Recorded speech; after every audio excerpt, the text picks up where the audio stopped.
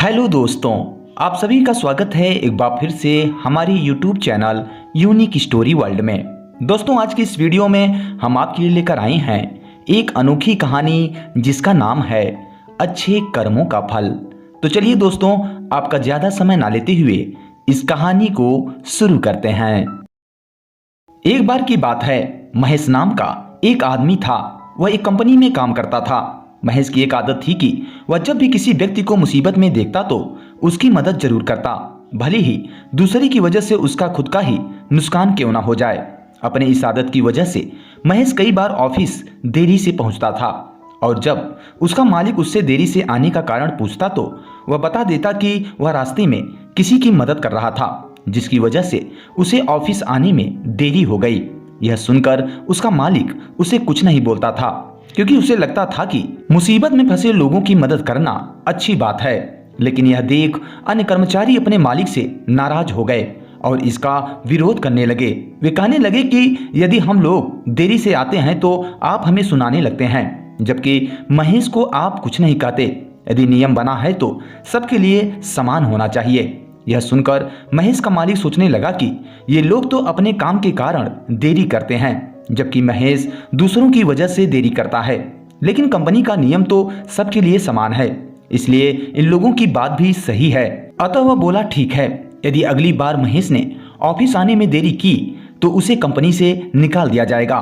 यह सुनकर सभी कर्मचारी खुश हो गए, क्योंकि वे महेश से जलते थे, क्योंकि महेश के देरी से आने पर भी जो मालिक उसे कुछ नहीं बोलता था, इसलिए। लेकिन अगले ही दिन जैसे ही महेश अपने घर से ऑफिस के लिए निकला कि तभी ठीक उसके सामने ही एक लड़के का एक्सीडेंट हो गया। उस लड़के के सिर में चोट लगी थी और उसे काफी खून भी बह रहा था। यह देख महेश एक पल के लिए सोच में पड़ गया कि यदि वह आज देरी से ऑफिस पहुंचा तो उसे कंपनी से निकाल दिया जाएगा। लेकिन फिर भी ये जानते हुए भी वह अपने आदत से मजबूर उस लड़की को लेकर हॉस्पिटल पहुंचा और वहां उसे एडमिट करने के बाद वह ऑफिस गया। यह देख उसका मालिक उस पर भड़क गया और कहने लगा कि आज मैं तुम्हारी कोई भी बात नहीं सुनूंगा, क्योंकि सब कुछ जानते हुए भी तुमने इस कंपनी के नियम को तोड़ा है। इसलिए नियम के मुताबिक तुम्हें इस कंपनी को छोड़कर जाना होगा। इसलिए मैं आज ही तुम्हें इस कंपनी से निकाल रहा हूं। महेश ने गलती की थी, इसलिए वह कुछ नहीं बोला और चुपचाप उस कंपनी से बाहर चला गया और रास्ते में सोचने लगा कि पता नहीं उस लड़के का तबीयत अब कैसा होगा, क्यों ना एक बार चल के उस लड़के को देख लिया जाए। अतः वह उस लड़के को देखने के लिए हॉस्पिटल गया। डॉक्टरों ने बताया कि वह लड़का अब खतरे से बाहर है। उसके घर वालों को फोन कर दिया गया है, वे जल्द ही आते होंगे। यह सुनकर महेश को तसल्ली हुई। इधर कंपनी में महेश के चले जाने के बाद उसके मालिक के पास फोन आया कि आपका लड़का हॉस्पिटल में भर्ती है, जल्दी आइए। अतः महेश का मालिक भी जल्दी से हॉस्पिटल पहुंचा तो देखा कि महेश वहां पहले से ही मौजूद था। उसने अपने लड़के से पूछा कि तुम्हें यहाँ कौन लाया। लड़का बोलने की हालत में नहीं था, लेकिन फिर भी उसने अपनी उंगली से महेश की तरफ इशारा किया। यह देख महेश के मालिक के आंखों में आंसू आ गए। तभी वहां पर डॉक्टर भी आ गए। वे बोले, अच्छा हुआ आप आ गए। उन्होंने महेश के मालिक से बताया कि इन्हीं की वजह से आपका लड़का आज जिंदा है। यदि ये समय पर आपके लड़के को यहाँ नहीं लाते तो शायद यह लड़का आज जिंदा न होता।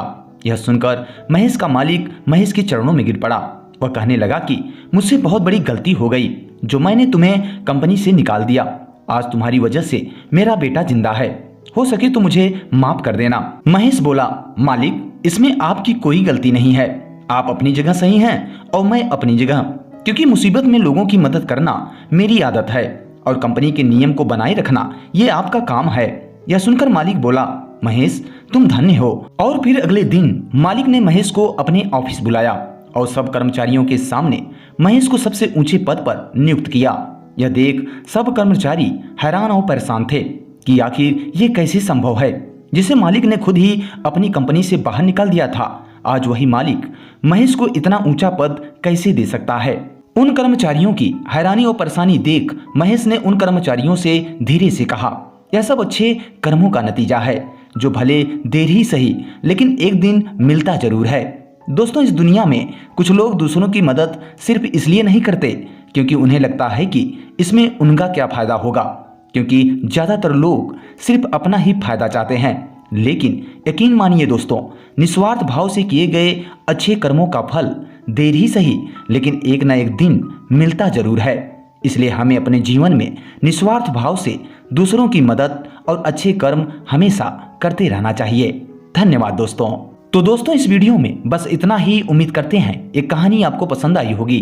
अगर दोस्तों कहानी पसंद आई हो तो इसे लाइक करें, और अगर आप हमारे इस चैनल पे पहली बार विजिट कर रहे हैं तो हमारे इस चैनल को सब्सक्राइब करके मोटिवेट जरूर करें। वीडियो पूरा वॉच करने के लिए आप सभी का बहुत बहुत धन्यवाद।